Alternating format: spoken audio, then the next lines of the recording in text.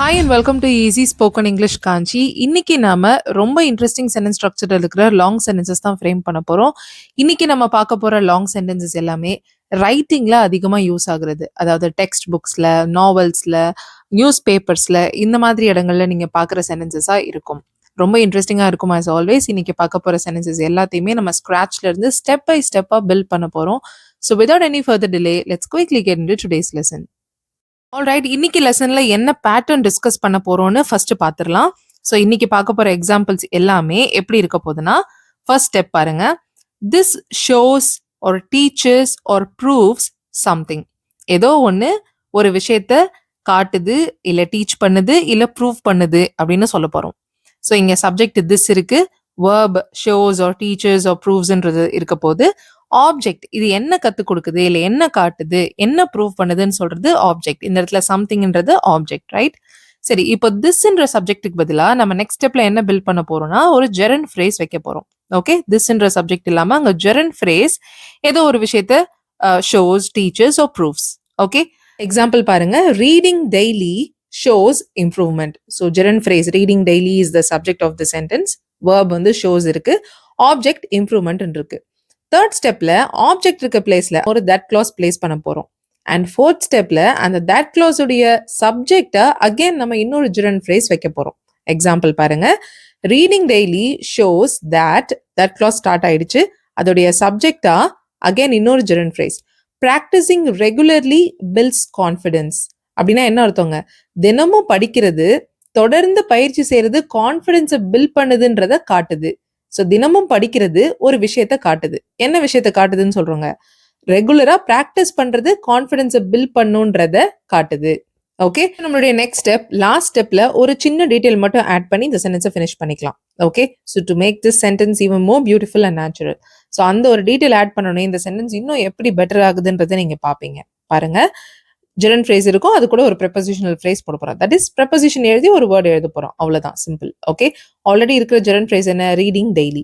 அது பக்கத்துல நம்ம எழுத போறது for a few minutes R even for a few minutes. Reading daily even for a few minutes shows that practising regularly is confidence. Okay, daily கொஞ்ச நேரம் மட்டுமாவது வாசிக்கிறது என்ன காட்டுதுன்னா, தொடர்ந்து பயிற்சி செய்யறது கான்ஃபிடன்ஸை பில்ட் பண்ணுன்றத காட்டுதுன்னு சொல்லியிருக்கோம். ஓகே, ஸோ நீங்க இப்போ பார்க்கும் போது தெரியும் உங்களுக்கு டிஃபரன்ஸ். நார்மலா அந்த ப்ரெப்போசிஷனல் ஃப்ரேஸ் இல்லாம சொன்னாலும் இந்த sentence is correct. Sentence is totally complete and it is fine as it is.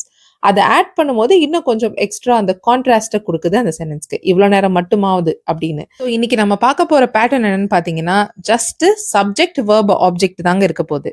Subject பிளேஸ்ல ஒரு gerund phrase and a prepositional phrase followed by the main verb of the sentence. And object பிளேஸ்ல ஒரு that class place பண்றோம். அந்த that clause உடைய சப்ஜெக்டா again இன்னொரு gerund phrase use பண்ண போறோம். ஓகே, ஸோ இன்னைக்கான ஃபர்ஸ்ட் எக்ஸாம்பிள் பார்ப்போம். தினமும் கொஞ்ச நேரம் வீட்ல இருந்தே கூட எக்ஸசைஸ் செய்யறது, ஆக்டிவா இருக்கிறது பாடியை ஹெல்தியா வச்சிருக்குன்றத காட்டுது. ஓகே, ஸோ எக்ஸசைஸ் பண்றது ஒரு விஷயத்த காட்டுதுன்னு சொல்றோம். என்ன விஷயத்த காட்டுதுன்னா, ஆக்டிவா இருக்கிறது பாடியை ஹெல்தியா வச்சிருக்கோம் அப்படின்றத காட்டுது. ஓகே, எக்ஸசைஸ் பண்றது, இதுதான் இங்கிலீஷ்ல ஜெரண்ட் ஃப்ரேஸ் யூஸ் பண்ணி exercising every day or daily அப்படின்னு சொல்ல போறோம். சில நிமிடங்கள்னு சொல்லியிருக்கோம். Exercising for a few minutes daily. அப்புறம் ஒரு கான்ட்ராஸ்ட் சொல்லியிருக்கோம், அதுக்கு தான் நம்ம ப்ரெப்போசிஷனல் ஃப்ரேஸ் ஆட் பண்ண போறோம். வீட்ல இருந்தே கூட அப்படின்னு சொல்லியிருக்கோம். Even at home, exercising for a few minutes even at home shows that ஒரு விஷயத்த காட்டுது. என்ன விஷயம்னா, ஆக்டிவா இருக்கிறது, staying active keeps the body healthy. Okay, exercising for a few minutes daily even at home shows that staying active keeps the body healthy. So இங்க இருக்கிறது subject, verb, object தான். Subject எதுன்னு பார்த்தீங்கன்னா, exercising for a few minutes daily even at home, இதெல்லாம் subject. Verb வந்து shows, object வந்து that staying active keeps the body healthy. Okay, so subject பிளேஸ்ல ஒரு ஜெரண்ட் ஃப்ரேஸும் ஒரு ப்ரெப்போசிஷனல் ஃப்ரேஸும் போட்டிருக்கோம். அடுத்து வேர்ப் ஷோஸ் எழுதியிருக்கோம். ஆப்ஜெக்ட் பிளேஸ்ல தட் கிளாஸ் எழுதியிருக்கோம். அந்த தட் கிளாஸ் உடைய சப்ஜெக்டா ஸ்டேயிங் ஆக்டிவ்ன்ற ஜெரண்ட் ஃப்ரேஸ் வந்திருக்கு. ஸ்டேயிங் ஆக்டிவ்ன்றது தான் subject of the that clause. Keeps is the verb, the பாடின்றது ஆப்ஜெக்ட், ஹெல்தின்றது காம்ப்ளிமெண்ட். ஓகே, தட் கிளாஸ் உடைய SVOC இது. Okay, alright. ஸோ இந்த சென்டென்ஸ் உடைய ஓவரால் பேட்டர்ன் SVO தான். தட் கிளாஸ்க்குள்ள இருக்கிற சென்டென்ஸ் பேட்டர்ன் என்னென்ன விஷயம் இருக்குன்னு பார்த்தீங்கன்னா, சப்ஜெக்ட், வேர்ப், ஆப்ஜெக்ட், காம்ப்ளிமெண்ட் இருக்கு. ஆல்ரைட், சரி, செகண்ட் எக்ஸாம்பிள் போலாம். கடைசி நேரத்துல படிக்கிறதுக்கு பதிலா ரெகுலரா படிக்கிறது மெதுவா கத்துக்கிறது ரொம்ப ஹெல்ப் பண்ணுன்றத ஸ்டூடெண்ட்ஸ்க்கு காட்டுது. ஓகே, தொடர்ந்து படிக்கிறது ஸ்டூடெண்ட்ஸ்க்கு ஒரு விஷயத்த காட்டுது. இதை ஃபர்ஸ்ட் ஃப்ரேம் பண்ணலாம். தொடர்ந்து படிக்கிறது ஸ்டடியிங் ரெகுலர்லி காட்டுதுன்னு சொல்லியிருக்கோம். ஷோஸ் ஸ்டூடெண்ட்ஸ்க்கு காட்டுது, அதனால ஷோஸ் ஸ்டூடெண்ட்ஸ் தட் சொல்லி நம்ம என்ன விஷயத்த காட்டுதுன்றத சொல்ல போறோம். அதுக்கு முன்னாடி தொடர்ந்து படிக்கிறது எப்படி இல்லாமன்னு சொல்லி ஒரு கான்ட்ராஸ்ட் அங்க ஆட் பண்ணியிருக்கோம்.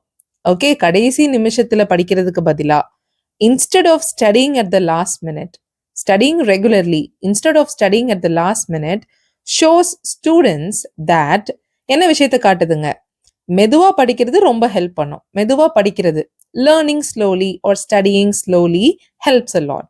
அவ்வளவுதான். ஓகே, சப்ஜெக்ட் verb ஆப்ஜெக்ட் இந்த சென்டென்ஸ்லயும் இருக்கு. சப்ஜெக்ட் பிளேஸ்ல gerund phrase ஸ்டடியிங் ரெகுலர்லின்னு இருக்கு. அது கூடவே prepositional phrase instead of studying at the last minute இதுவும் இருக்கு. followed by the verb shows and object placeல that clause. that learning slowly helps a lot. that clauseல subject வந்து learning slowlyன்ற gerund phrase இருக்கு.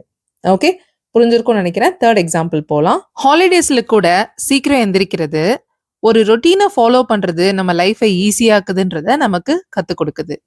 So சீக்கிரம் எந்திரிக்கிறது நமக்கு ஒரு விஷயத்த கத்துக் கொடுக்குது. இதை மட்டும் ஃபர்ஸ்ட் ஃப்ரேம் பண்ணலாம். Waking up early teaches us something. Waking up ஏர்லினா சீக்கிரம் எந்திரிக்கிறது நமக்கு ஒரு விஷயத்த கத்துக் கொடுக்குது. Teaches us something. So waking up early எப்போ கூடன்னு சொல்லியிருக்கோம், ஹாலிடேஸ்ல கூட. Waking up early even on holidays teaches us something. So என்ன விஷயம் கத்துக் கொடுக்குது, சம்திங் ரிப்ளேஸ் பண்ணிட்டு இப்போ இங்க இருக்கிற தட் கிளாஸை சொல்லலாம். ஓகே, ஒரு வழக்கத்தை ஃபாலோ பண்றது வாழ்க்கையை எளிதாக்குதுன்றத நமக்கு கத்துக் கொடுக்குது. Waking up early even on holidays teaches us that ஒரு ரொட்டீனை ஃபாலோ பண்றது. Following a routine makes life easier. வாழ்க்கையை எளிதாக்குதுன்றத காட்டுது. Makes life easier. Waking up early, even on holidays, teaches us that following a routine makes life easier. Okay, அதே விஷயம் தான் இங்கே இருக்குங்க. Subject verb object. சப்ஜெக்ட் பிளேஸ்ல ஒரு gerund phrase and a prepositional phrase. verb இங்க teachers இருக்கு. Object பிளேஸ்ல ஒரு that clause. that clause உடைய சப்ஜெக்டா gerund phrase. following a routine. Alright, fourth example பார்ப்போம். டெக்ஸ்ட் புக் எக்ஸாம்பிள்ஸ் மட்டுமே வச்சு டீச் பண்றதை விட ரியல் லைஃப் எக்ஸாம்பிள்ஸ் வச்சு டீச் பண்றது ஸ்டூடெண்ட்ஸ்க்கு கஷ்டமான சப்ஜெக்டை கத்துக்கிறதும் இன்ட்ரெஸ்டிங்கா ஆகுன்றத காட்டுது. ஓகே, ஸோ ஸ்டூடெண்ட்ஸ்க்கு ரியல் லைஃப் எக்ஸாம்பிள்ஸ் வச்சு டீச் பண்றது ஒரு விஷயத்த காட்டுதுன்னு சொல்லியிருக்கோம். ஓகேயா, so teaching students with real life examples shows something. Text book examples வச்சு டீச் பண்றதை விடன்னு சொல்லியிருக்கோம். So teaching students with real life examples rather than text book examples alone shows something.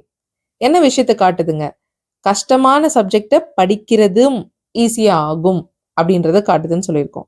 That learning a difficult subject, கஷ்டமான சப்ஜெக்டை படிக்கிறது, learning a difficult subject இன்ட்ரெஸ்டிங்கா ஆகும், can become interesting two.